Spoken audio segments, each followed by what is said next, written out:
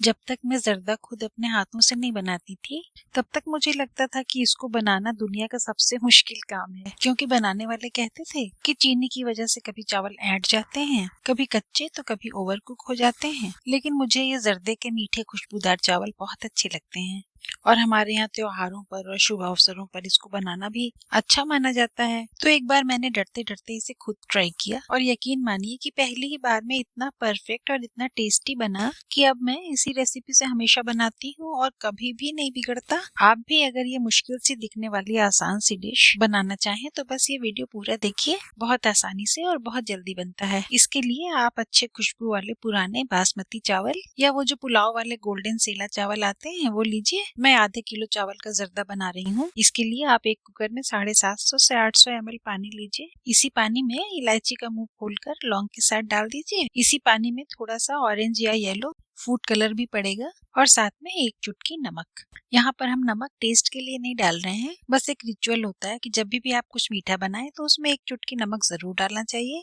ये मीठेपन को इनहेंस करता है और हलवाइयों का एक टोटका भी होता है। यहाँ हम कुकर में पानी नाप कर ले रहे हैं क्योंकि हम पानी को ड्रेन ऑफ नहीं करेंगे, लेकिन बड़े बड़े उत्सवों में या शादी ब्याह में जब जर्दा बनता है तो बहुत ज्यादा मात्रा में बनता है। वहाँ पर चावल भगोने में ज्यादा पानी के साथ पकाए जाते हैं और जैसे ही वो हल्का हल्का गलने लगते हैं तो उनको पूरी तरह पके बिना ही आंच से हटाकर सारा पानी ड्रेन कर दिया जाता है, क्योंकि इनकी बाकी की बची हुई कुकिंग बाद में की जाती है। लेकिन यहाँ पर हम बिल्कुल नापे हुए पानी में नापा हुआ चावल डालेंगे, क्योंकि अगर आप मेरी रेसिपीज रेगुलर देखते हैं तो आप जानते ही होंगे कि मेरा काम ही है मुश्किल लगने वाली रेसिपीज को थोड़ा आसान बनाकर प्रेजेंट करना, ताकि कुकिंग हमारे लिए झंझटिया ना होकर एक एंजॉय करने वाली चीज बन जाए। तो बस नापे हुए पानी में नापे हुए चावल डालिए और जैसे ही एक विसिल हो फ्लेम को फौरन ऑफ करके विसिल हटाकर कुकर का सारा प्रेशर निकाल दीजिए। ढक्कन खोल दीजिए और इस अधकच्चे चावल को या तो किसी थाली परात में पलट करके या अगर कम है तो कुकर में ही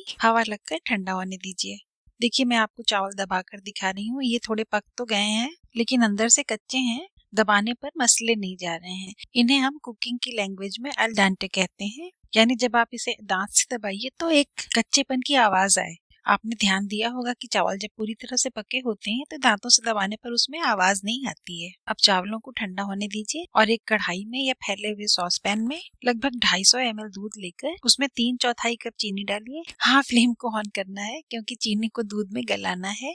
तो जब तक चीनी पूरी तरह मेल्ट होकर दूध में मिल न जाए तब तक इसे आप चम्मच से चलाते रहिए, वरना चीनी भारी होती है ना, तली में बैठ जाएगी और फ्लेम लग के जल भी सकती है तो पूरा का पूरा टेस्ट खराब हो जाएगा। चीनी पिघल जाने के बाद फ्लेम को लो करके इस दूध और चीनी की चाशनी को 3-4 मिनट तक पकने दीजिए और तब तक मैंने ये थोड़े से ड्राई फ्रूट्स काट कर रखे हैं, इनको बहुत थोड़े से घी में फ्राई करेंगे। वैसे तो जर्दे में बहुत ज्यादा देशी घी पड़ता है जिससे ये काफी हैवी हो जाता है। अच्छा लगने के बाद भी आप इसको ज्यादा नहीं खा सकते, तो आज मैं आपको कम घी में भी, देखिए सिर्फ इतना सा घी डालूंगी जो कि 1 टेबल स्पून ही है।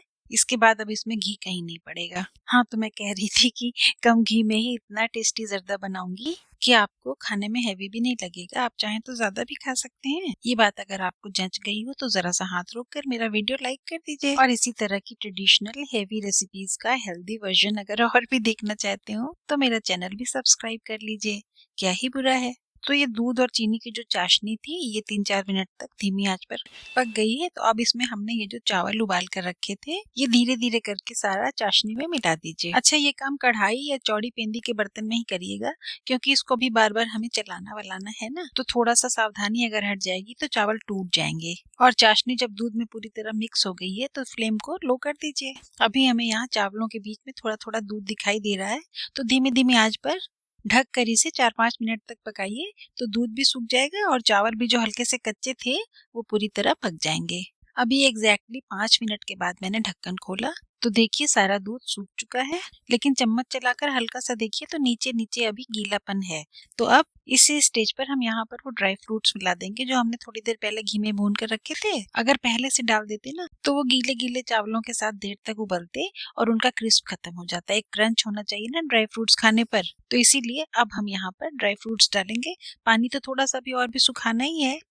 तो 2-3 मिनट तक ये चावलों के साथ अच्छी तरह से मिक्स हो जाएंगे, इनका क्रिस्प नहीं जाएगा। अच्छा, घी तो हम बहुत कम डाल रहे हैं जर्दे में और वैसे जर्दे की ट्रेडिशनल रेसिपी में खोया भी पड़ता है, जो आज हम यहाँ पर बिल्कुल भी नहीं डाल रहे हैं, लेकिन अगर आप डालना चाहें तो कुकिंग की इसी स्टेज तक आने के बाद कच्चे खोए को यानी कि बिना भुने हुए खोए को हाथों से क्रश करके या ग्रेट करके पूरे जर्दे में मिला दिया जाता है और धीमी आंच पर धीरे धीरे 2-3 मिनट तक कुक कर लिया जाता है।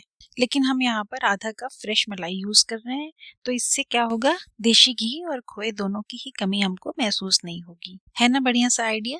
आप इस रेसिपी को आज ही ट्राई करके देखिएगा और मुझे कमेंट करके जरूर बताइएगा कि बहुत ज्यादा घी और खोए से भरी हुई इस रिच रेसिपी का ये हेल्दियर और लाइट वर्जन आपको कैसा लगा। मैं आपको गारंटी देती हूँ कि घी और खोए के बिना भी इस जर्दे का टेस्ट आपको सुपर से भी ऊपर लगेगा और लाइट होने की वजह से आप इसको बेझिझक खा सकते हैं। सबसे लास्ट में मैंने इसमें इलायची का पाउडर डाला है और उसके बाद अभी फ्लेम ऑन है लेकिन लो है, तो एकदम लो फ्लेम पर सारी चीजों को मैं अच्छी तरह से मिक्स कर रही हूँ। बहुत धीरे धीरे संभाल के मिक्स करिएगा, चावल टूटने न पाए, क्योंकि अब तो चावल काफी हद तक गल भी गए हैं।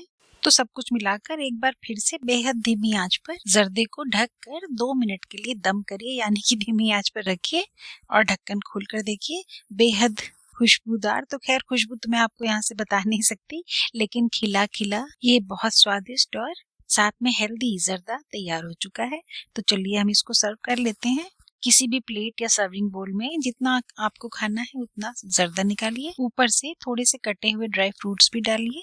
और मैं आपको बताऊं कि इस शानदार जर्दे को और भी शानदार बनाने के लिए हम इसके ऊपर चमचम या रसगुल्ला या गुलाब जामुन रखकर जब सर्व करते हैं ना, तो ये बिल्कुल राजसी पकवान बन जाता है। इसीलिए तो हमारे घरों में त्योहारों और पूजा पाठ के मौके पर इसे कभी कभी भोग और प्रसाद के लिए भी बनाया जाता है। आपको ये रेसिपी कैसी लगी, मुझे आपके फीडबैक का इंतजार रहेगा। मिलते हैं अगले वीडियो में एक और अच्छी सी रेसिपी के साथ। Bye, take care.